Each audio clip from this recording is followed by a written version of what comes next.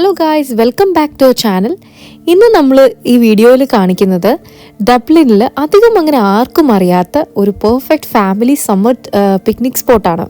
ഫാമിലിക്ക് മാത്രമല്ല, ആർട്ടിലും ആർക്കിടെക്ചറിലും ഒക്കെ ഇൻട്രസ്റ്റ് ഉള്ള ഒരുപാട് പേർക്ക് ഈ ഒരു ബിൽഡിങ് വളരെ എക്സൈറ്റിംഗ് ആയിരിക്കും. ഞങ്ങൾ വന്നിട്ടുള്ളത് ഡബ്ലിനിലെ മെറീനോയിലുള്ള കസിനോയിലേക്കാണ്. കസിനോ എന്ന വാക്കിൻ്റെ അർത്ഥം ചെറിയ വീട് അല്ലെങ്കിൽ ചൂതാട്ട കേന്ദ്രം എന്നൊക്കെയാണ്. ഇതൊരു ഇറ്റാലിയൻ വേർഡാണ്.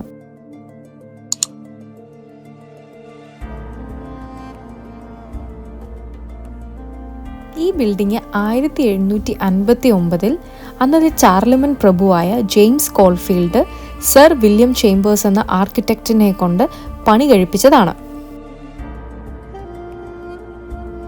അന്നത്തെ പ്രഭുവായിരുന്ന ജെയിംസ് കോൾഫീൽഡ് 9 തവണ ഗ്രാൻഡ് ടൂർ നടത്തിയിരുന്നു. ഈ 9 തവണയും അദ്ദേഹം ഏറ്റവും കൂടുതൽ പോയത് ഇറ്റലിയും ഗ്രീസും ഈജിപ്തുമാണ്. അപ്പം ഈ ഗ്രാൻഡ് ടൂറിൻ്റെ അവസാനം അദ്ദേഹത്തിന് ഈ സിറ്റികളിൽ നിന്ന് പഠിച്ച കുറേ കാര്യങ്ങൾ ആർട്ടിലും ആർക്കിടെക്ചറിലും സംഭാവന ചെയ്യണമെന്ന് തോന്നി. അങ്ങനെയാണ് ഈ ബിൽഡിംഗ് ഉണ്ടാക്കാനുള്ള ഇൻസ്പിറേഷൻ ഉണ്ടാവുന്നത്.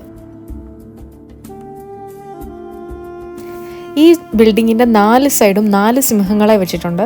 അതുപോലെ തന്നെ ആടിൻ്റെ തലയുള്ളൊരു വലിയൊരു സ്തൂപം വെച്ചിട്ടുണ്ട് ഗ്രൗണ്ട് ഫ്ലോറിൽ.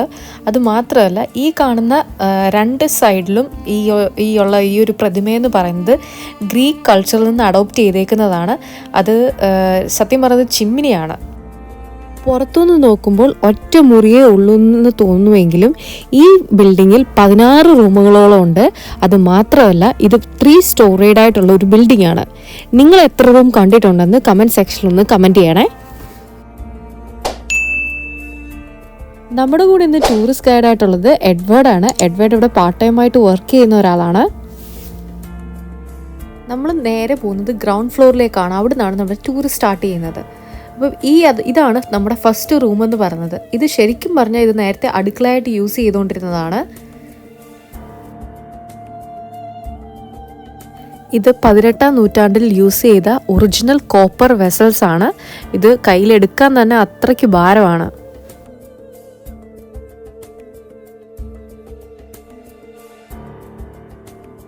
ഇനിയും രണ്ടാമത്തെ മുറി വന്നിട്ട് ഒരു യൂട്ടിലിറ്റി റൂം പോലത്തെയാണ്. അവിടെ ജസ്റ്റ് വെജിറ്റബിൾസ് കട്ട് ചെയ്യാനും മീറ്റ് കട്ട് ചെയ്യാനും യൂസ് ചെയ്യുന്ന ഒരു സ്ഥലമായിട്ടാണ് അവർ യൂസ് ചെയ്തുകൊണ്ടിരുന്നത്. ഇനി മൂന്നാമത്തെ മുറി വന്നിട്ട് ഒരു റിലാക്സിങ് ഹോളായിരുന്നു നേരത്തെ. ഇപ്പോൾ അവർ റീസ്റ്റോർ ചെയ്തതിന് ശേഷം ഇതൊരു മിനിയേച്ചർ സൂക്ഷിച്ചേക്കുവാണ് എൻറ്റയർ ഗാർഡൻസിൻ്റെ. അങ്ങനെ നമ്മൾ ഫസ്റ്റ് ഫ്ലോറിലേക്ക് വന്നിരിക്കുകയാണ്.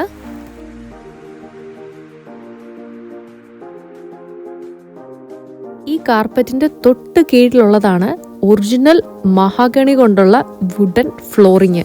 ഇതിൻ്റെ എൻറ്റയർ ഫ്ലോറിങ് ഇങ്ങനെയാണ്. ഇതിന് 250 വർഷം പഴക്കമുള്ളത് കൊണ്ട് ഒരു പ്രൊട്ടക്ഷൻ ലെയറായിട്ടാണ് ഈ സോളിഡ് കാർപ്പറ്റ് അതിൻ്റെ മണ്ടയ്ക്ക് ഇട്ടിരിക്കുന്നത്. പിന്നെ ഈ കതകിനും പ്രത്യേകതയുണ്ട്. ആ കതക് 250 വർഷം പഴക്കമുള്ള ഓക്ക് ട്രീയും കൊണ്ടുണ്ടാക്കിയ കതകാണ്. ഇതാണ് ഈ ബിൽഡിങ്ങിൻ്റെ ഹോൾ എൻട്രൻസ് എന്ന് പറയുന്നത്. ഇവിടെ ഒരു ഫയർ പ്ലേസ് ഉണ്ട്. അതുപോലെ തന്നെ ഇതിൻ്റെ റൂഫിങ്ങിന് അപ്പോളോ ദേവനെ സൂചിപ്പിക്കുന്ന ഒരു ഡീറ്റെയിലിംഗ് ആണ് കൊടുത്തിട്ടുള്ളത്. അതുമാത്രമല്ല, ഈ ബിൽഡിങ് ഫേസ് ചെയ്യുന്നത് ഡബ്ലിൻ CA ആണ്. ഈ building neo classical style of ആർക്കിടെക്ചറാണ് ഫോളോ ചെയ്തിരിക്കുന്നത്. ഇത് ഓഫീസ് ഓഫ് പബ്ലിക് വർക്ക് OPWൻ്റെ കീഴിലുള്ള അയർലൻഡിലെ ഒരു നാഷണൽ ഹെറിറ്റേജ് സെൻറ്റർ കൂടാണ്. ഇപ്പോൾ ഇവിടെ ഒരു ആർട്ട് എക്സിബിഷൻ നടക്കുന്നുണ്ട്.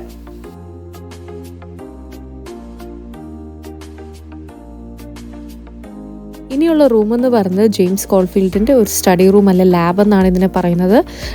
ഇതിൻ്റെ റൂഫ് വന്നിട്ട് വളരെ ഇൻട്രസ്റ്റിംഗ് ആണ്. 12 സോഡിയാക് സൈൻസ് കാർണി ചെയ്ത് വെച്ചേക്കുകയാണ്. അത് കംപ്ലീറ്റ് ഡീറ്റെയിലിങ് അതിനകത്തുണ്ട്. അത് മാത്രമല്ല, ഈ ബുക്സൊക്കെ ഒറിജിനലാണ്. 18-ാം നൂറ്റാണ്ടിലുള്ള ഒറിജിനൽ ബുക്സാണ് ഇതെല്ലാം. സ്റ്റെപ്പ് കയറി നമ്മൾ നേരെ സെക്കൻഡ് ഫ്ലോറിൽ വരുമ്പോൾ നമ്മൾ കാണുന്നത് പ്രഭുവിൻ്റെ വലിയ ലിവിങ് റൂമാണ്.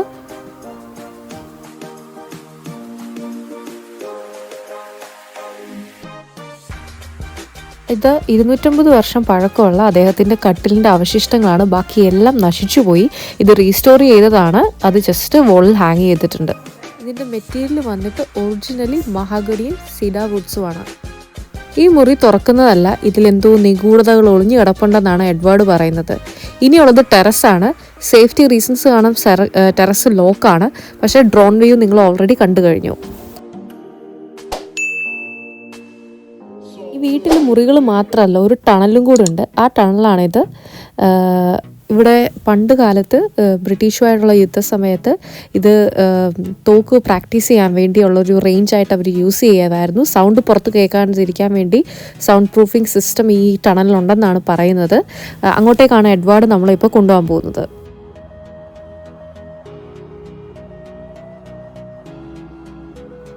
ഇവിടെ 3 സ്പേസുകളാണുള്ളത്. ഒന്നിൽ അവർ അവരുടെ ധാന്യങ്ങളും അങ്ങനെയുള്ള സാധനങ്ങളൊക്കെ യൂസ് ചെയ്തിരുന്നു. അതൊരു ഹൈഡൗട്ട് പ്ലേസ് ആയിട്ടും യൂസ് ചെയ്യാറുണ്ടായിരുന്നെന്നാണ് പറയുന്നത്. മറ്റൊന്നിൽ അവർ കുടിക്കാനുള്ള വെള്ളവും വായും ഇങ്ങനെ ഒരു സ്പേസ് ഉണ്ടാക്കിയിട്ട് അതിൽ റെയിൻ വാട്ടർ ഹാർവെസ്റ്റ് ചെയ്യുമായിരുന്നെന്ന് പറയുന്നത്.